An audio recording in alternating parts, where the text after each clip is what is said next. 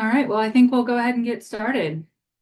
Good afternoon, everyone, and welcome to the 2024 through 25 Community Grants Workshop. My name is Sarah Males, and I'm the Community Services Analyst for the city. I want to thank those who are able to be with here on Zoom today. All of you are currently on mute, and we request that you remain on mute for the duration of the presentation. There will be time for questions at the end. This workshop is being recorded and will be available on the city's grant website throughout the year.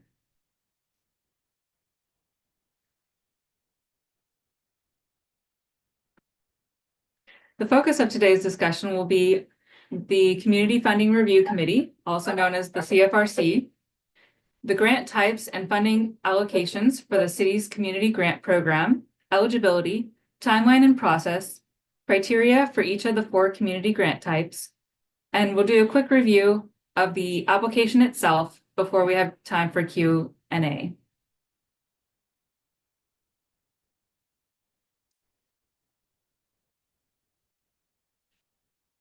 So who is the Community Funding Review Committee? Well, they're a volunteer committee appointed by the City Council consisting of 9 community members. Each member independently reviews and scores all eligible applications, and then the committee meets together to make a funding recommendation that goes to the City Council. It's the City Council who provides the final approval for all of the grant awards.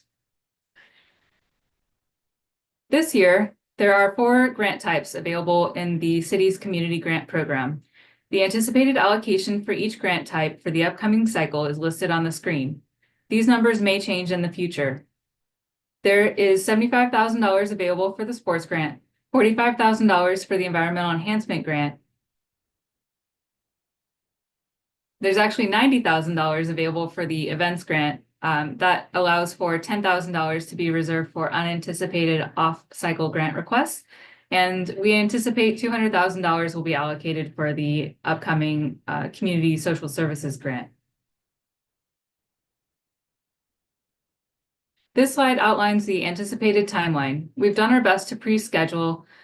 Please note, all dates are subject to change. The date to reference will always be the date that's listed on the city's grant website, and that web address is toaks.co/grants. It has changed a little bit, so please write that down, toaks.co/grants. For the 24 through 25 sports grant, the application period opened last week on Tuesday, September 3rd. It will close at 5 p.m. on Thursday, October 3rd. Applicants will be notified of the funding decision by early December, and the anticipated 1-year grant period will be from January to December of 2025. As you see, the Environmental Enhancement Grant application period is currently scheduled to be open between early November and early December.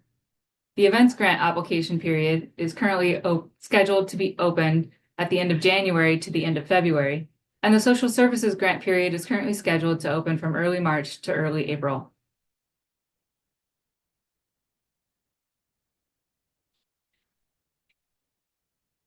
The overall process is the same for all 4 types in the community grant program. When the application period opens, the application will be available in the grant document section on the city's grant website. This will allow you to go in and download the application. Please use Microsoft Word or similar to complete the application. The grant application and all applicable required documents must be submitted before 5 o'clock on the deadline posted at the city's website. Again, that address is toaks.co/grants. Applications must be submitted by email only to togrants@toaks.org. A confirmation email verifying receipt will be sent during business hours to all applicants. If the applicant does not receive a confirmation receipt, the applicant should assume that the city did not receive the application. Late applications will not be accepted. After the deadline, staff will review each application for completeness and then submit all eligible applicants to the CFRC members who will review and score each application individually. If the application is incomplete, it will not be submitted to the committee for funding consideration. Once the CFRC has independently scored each application, they will come together as a group to discuss and make their final recommendation to the City Council. All CFRC recommendations are submitted to City Council, who provides final approval. This process takes about 6 to 8 weeks. Prior to entering into an agreement, approved grantees must provide the city with a W-9, evidence of insurance with the correct amounts and coverage dates, and an additional insured endorsement form. Agreements will be prepared in DocuSign for grantees to sign electronically. Once executed, the agreements will go to the city clerk for a contract number, then to city staff for a purchase order requisition and finance for a pay request. This process can take up to 2 months. All grant-related expenditures, including any required matching funds, must take place within the 1-year grant period. After the program, project, or event is complete, or after you have spent the funds, you have 30 days to submit a performance report.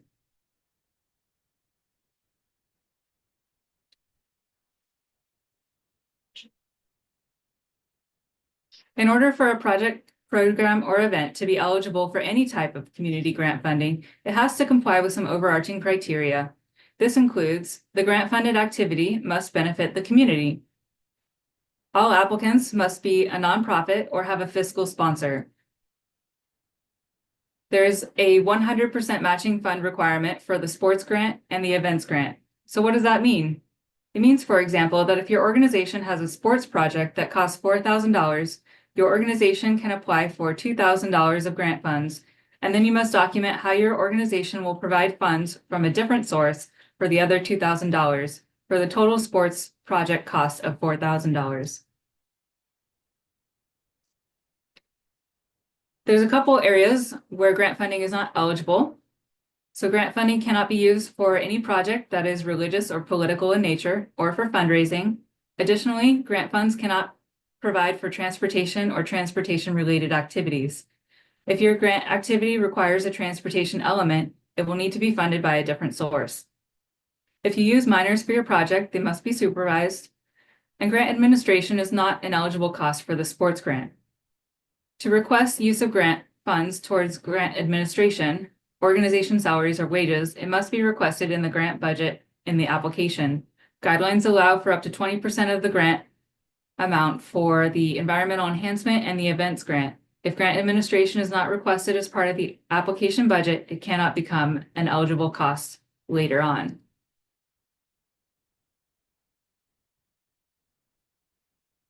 You may submit an application for grant funds in multiple cycles. However, if you have completed the project and have not submitted a performance report, or if your current grant does not include information about the status within the application, you will not be considered for funding. Timeliness is important. The deadline is the deadline. We cannot extend it for any reason. It's your responsibility to make sure the application is received on time. A couple of key points. If you do not receive a confirmation receipt, assume the city did not receive your application. Please email or call us again. I strongly advise against submitting the application in the final half hour before the deadline. So that time between 4:30 and 5 o'clock. If the internet server is slow or it delivers to the TOAKS inbox after 5 p.m., the application would be disqualified. Additionally, if you missed a signature or an attachment or something on the application, you will be disqualified. All that said, if you get the application to us at least a week in advance, we may have time to let you know if you were missing something, and then you would have time to fix it and submit it prior to the deadline. Insurance. This is very important. The city requires that prior to granting any funds, applicants must provide evidence of insurance that meets or exceeds the city's requirements. These minimum requirements can be found in 2 different locations. The first is Section D of the application. It talks all about insurance. And the second is the agreement template, which is always located on the city's grant website. Each proposed activity will be evaluated individually, and depending on the proposed activity, the city may require additional insurance coverage.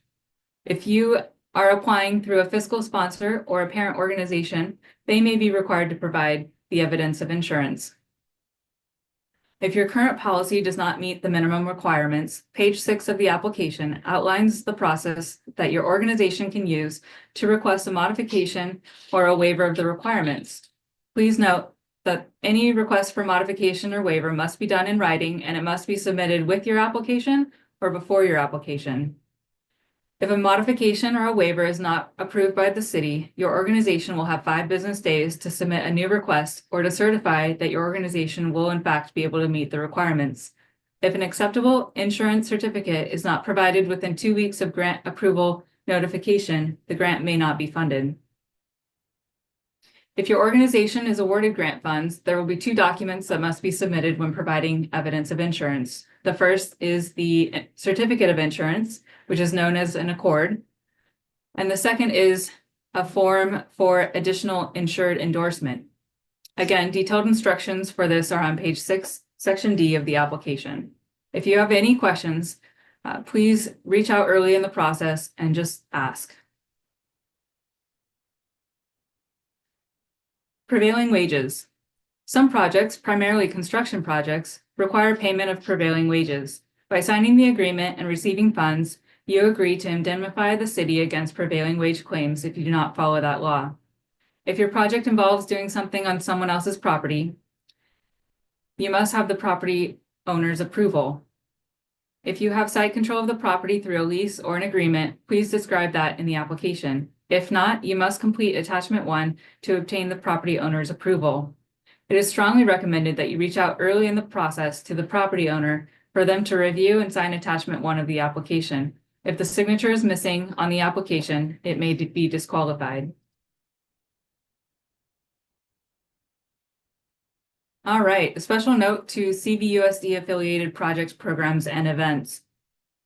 You may remember from last year that the city and CVUSD created a certain process, and we have the following instructions for projects that are affiliated and how it impacts who will be applying for the grant. So if you're a booster club and you're interested in doing a project, program, or event through the community grant program, when the project, program, or event is put on by the booster club itself, then the booster club will be the grant applicant. The grant agreement will be between the city and the booster club will provide the insurance. For example, the high school dance team booster club puts on and hosts an entire competition. In that case, the booster club would be the one applying for the community grant. In contrast, when the project, program, or event is on behalf of the school or on behalf of the team, the school will be the applicant on behalf of the booster club. To apply, we encourage the booster club to work with the school administration and CVUSD to complete the application together. The grant agreement will be between the city and CVUSD on behalf of the booster club. CVUSD will provide the required insurance. So examples of this is the high school tennis booster club wants to refurbish the courts to benefit the tennis team and the school. The high school track and field team proposes to replace needed sports equipment for the track and field team. The high school dance booster proposes to use grant funds to pay for the competition entry fee for the dance team to complete in the nationals. All of those would be, the applicant would be the school, and it would be on behalf of the booster club. Regarding capital improvement projects on CVUSD or school campus property, please reach out to the CVUSD Planning Division early in the application process to discuss your proposal with their administrators. Specifically, you'll need to talk to Tim McCabe, who is the CVUSD Director, Planning and Construction. He will need to sign attachment 1, which is the property owner authorization. He can be reached at 805-498-4557, extension 7541.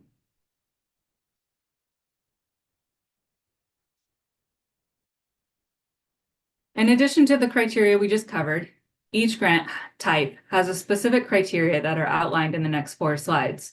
Specific to the sports grant funding criteria, it includes all activities must take place within the boundaries of the city. This includes Newberry Park and the Ventura side of Westlake Village.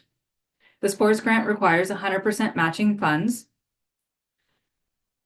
Again, to go a little bit deeper into what that means is that if your project costs $4,000 and $2,000 would be the minimum grant request and $2,000 would be the required matching funds.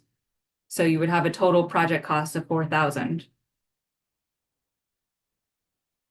The minimum grant award is $2,000 and the maximum grant award is $7,500. Grants can be used for updating sports facilities, purchase of equipment to enhance a sports program. Please note, personal equipment such as uniform or equipment used by individual team members are not eligible under CSG funding. Specific criteria for the environmental enhancement grant includes activities must take place within the city boundaries. Again, this includes Newbury Park and the Ventura County side of Westlake Village. For this grant, there is no matching fund requirement. The minimum grant award is $2,000 and the maximum award is $4,500.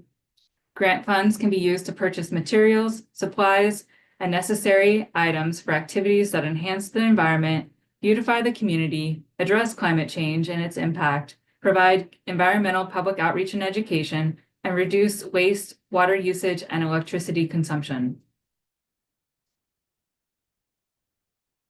Additional criteria for the events grant include community, arts, and cultural activity events must take place within the boundaries of the city of Thousand Oaks, Newbury Park, or the Westlake, the Ventura County side of Westlake Village. The exception here is that school performance groups representing the city of Thousand Oaks at competitions located outside of the city are also eligible. If the grant is for a team competition, it cannot be for more than $100 per team member. Matching funds of 100% are required for the events grant. The minimum grant award is $500 and the maximum is $9,000. Projects must be for visual or performing arts and/or cultural events. For the Community Social Services Grant, funding activities must benefit Thousand Oaks residents. The minimum grant is $2,000 and the maximum grant is $10,000. There is no matching funds required for the social services.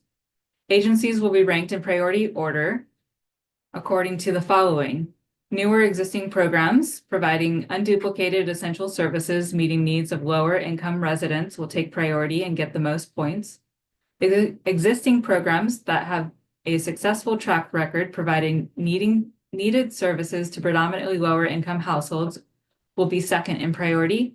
And the last priority level will be the newer existing programs that address recognized social service needs for all income groups within the city of Thousand Oaks. All right, let's take a deep dive into the details of the application. If you've applied in the past, you'll notice that we've updated the application for this cycle. The first two pages continue to be the grant application checklist. This is in fact a checklist, so we do want you to check all the boxes. It will help you remember everything. Please don't forget your organization name at the top of this page. It helps us when sorting. And you'll notice that there's a spot to write the grant application deadline. The intention is to help you remember that it is due before 5 p.m. on that date. Again, applications must be submitted by email only, and if you don't receive a confirmation receipt that your application was received, please assume I didn't get it, and please resend it or call me.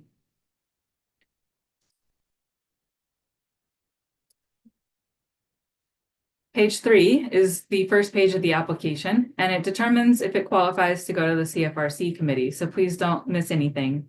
The contact information is requesting the information for the person we will talk to in case there's any questions or concerns about your application. We ask that you provide an activity title and a brief description. If your program, project, or event does not already have a title, please create one. A title should be something less than about 6 words. For the brief description, I ask that you use one sentence or so to succinctly describe the project, program, or event. For example, a title is Operation School Bell, and the brief description for that is providing school clothing to low-income students in the Conejo Valley Unified School District. We ask that you not only include the amount of grant funds that you're requesting, but also the total cost of the activity, which includes matching funds.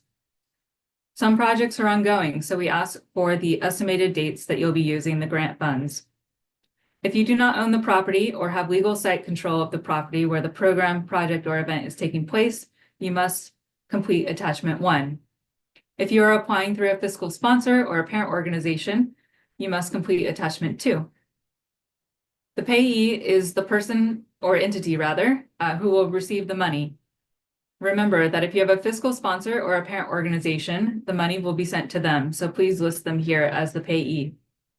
If your organization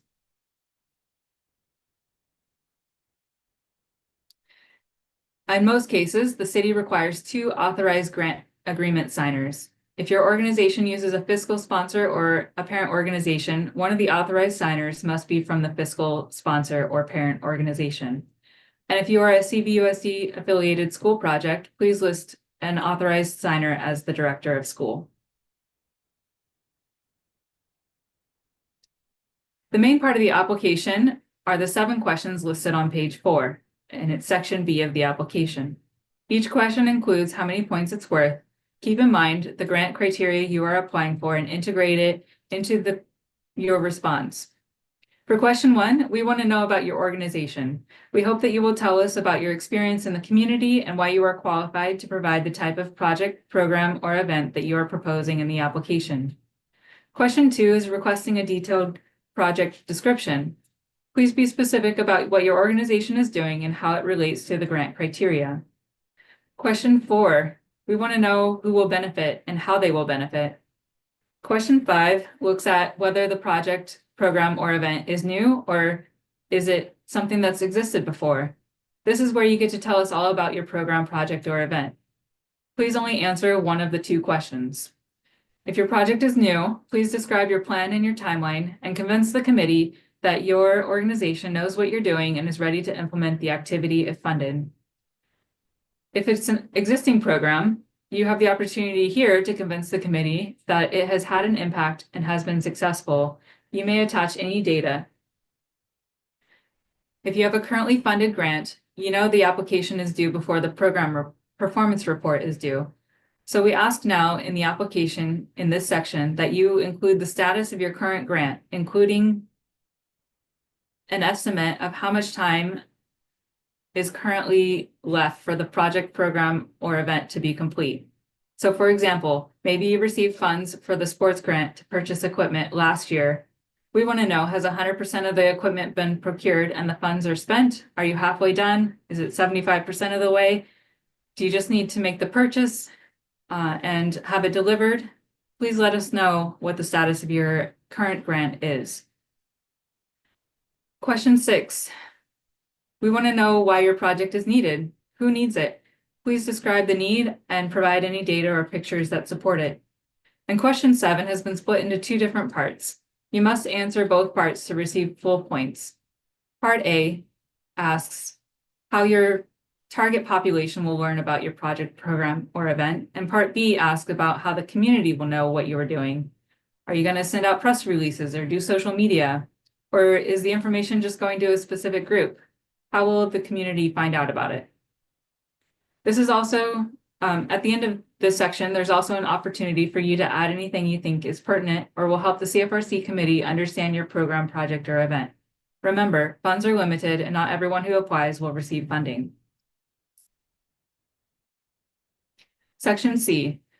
This is the grant budget. I'm going to go to the next page so we can look at it in more detail.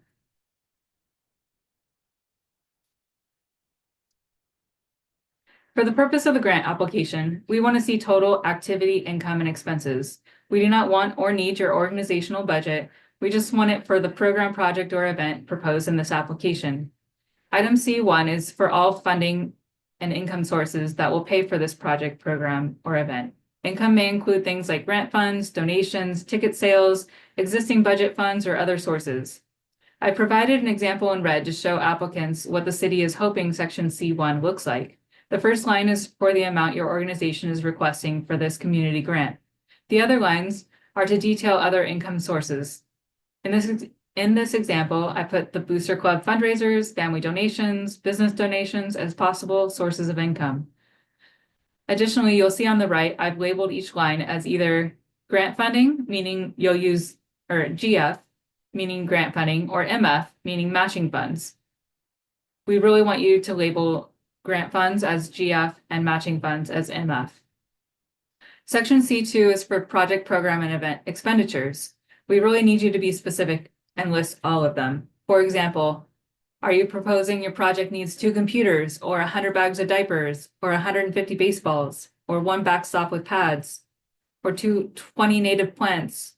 If your organization intends to request the ability to use grant funds for administrative costs, this is where you would detail those costs. Please note, grant administration costs are not eligible for the sports grant funding. Again, I've provided an example in red. For this hypothetical project, this applicant is requesting 2 types of equipment with an estimated cost for each. You will see on the right, I have labeled each line as either GF, meaning the applicant intends to use grant funds to purchase, and the other line as MF, meaning the applicant intends to use matching funds to purchase that particular piece of equipment. Identifying whether the item will be paid with grant funds, GF, or matching funds, MF, is critical, and it will become part of the description of eligible expenditures in the grant agreement. And the performance report at the end must match these items that you indicated with the grant fund, GF, in this application.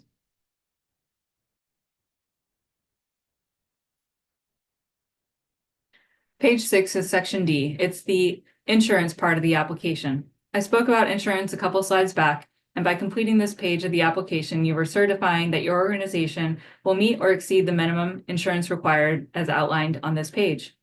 As you see, we have updated the way this page looks in an attempt to help applicants understand what the city is looking for. Whoop.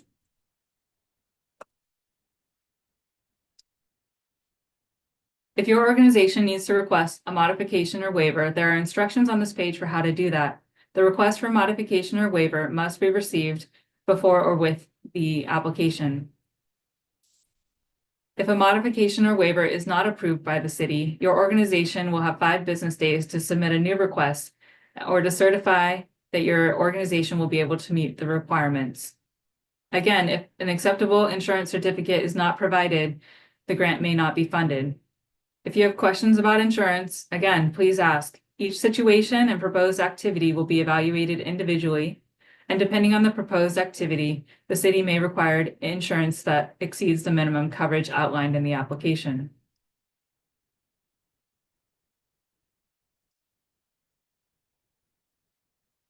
Section E is 2 pages long. It is the campaign contributions disclosure form known as the Levine Act disclosure form. This is a somewhat new requirement.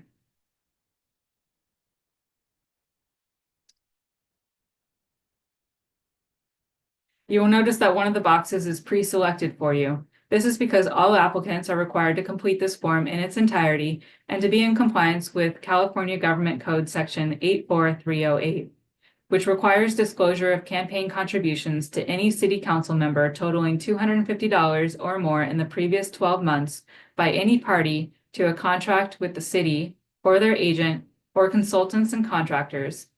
Failure to disclose such contributions can result in civil or criminal charges or fines for each violation.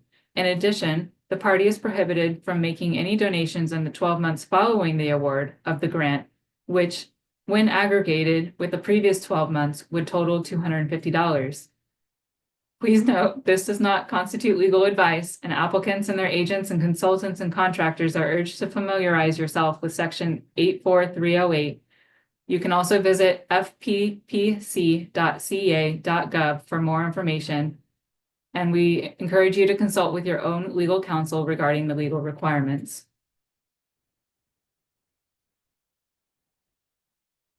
For your application to be considered complete, each applicant must answer question 1 and question 2 and have the form signed. Section F of the application is the signature and certification page. As an authorized representative of the applicant organization must sign this page. For CVUSD affiliated applications, the director of school will sign at the top of the page. Then there's also a line for signature from the booster club and the school principal. All 3 signatures are required for these projects. I also want to point out the city's signature policy. The city will accept actual signatures, scanned copies of actual wet signatures, or verified digital signature from DocuSign or Adobe. Electronic signatures that are not clearly digitally verified will not be accepted. The application must be signed in accordance with this policy to be deemed complete, and it will be at the sole decision of city staff to determine if the signature meets criteria. And this is especially true for digital signatures. Please make sure it's very clearly verified by DocuSign or by Adobe. This is what attachment 1 looks like. This is for the property owner authorization. Please complete this if you're doing work on somebody else's property. This is what attachment 2 looks like. It's for the fiscal sponsorship or parent organization authorization. Please have it signed by your fiscal sponsor or parent organization if applicable. And here's attachment 3. This is an optional form for any organization that will need to request a waiver for workers' compensation. This is the most common request for waiver that the city receives. We do not provide a standard form for any other request for waiver of insurance policies, only for the workers' comp. So if you have requests for a waiver for any of the other types of insurance, like for example, the auto insurance, you'll need to follow the instructions in section D. And this is, again, only for workers' compensation. All right, this concludes my presentation. Thank you for listening. I'll open the floor to questions.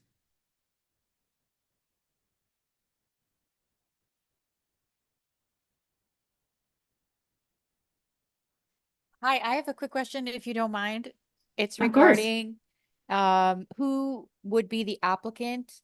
The example of the golf equipment is similar to ours. We'll be applying for the sports grant and we're going to be using equipment. Does that mean, I'm sorry, we're requiring some new equipment because our old equipment has worn out. Is the applicant the booster club or would the applicant be the school? In that example, the applicant will now be the school on behalf of the booster club. Okay, got it. Thank you. Thank you. Hi, this is Chris. That quick question on, I saw the timing, the use of funds. So we have a project, again, also with a sports grant that if we want to start it, we probably want to start it sooner than January of 25. Could we do it on our own and then kind of pay for the whole thing, apply for the grant and try and get it? Or we have to wait to do everything until January? Yeah, that's a great question.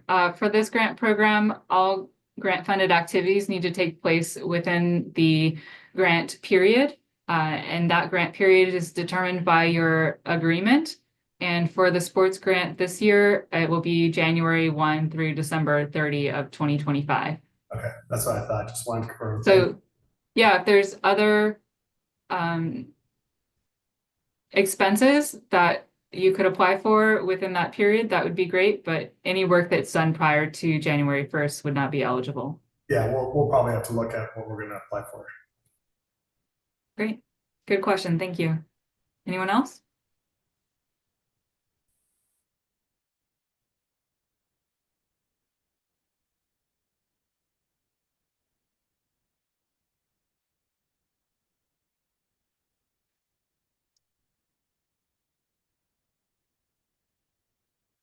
All right, well, I'll give you your day back. If you have questions or need things clarified, please don't hesitate to reach out to me. You can email me at togrants@toaks.org or my phone number is 805-449-2118, and I'd be happy to talk with you.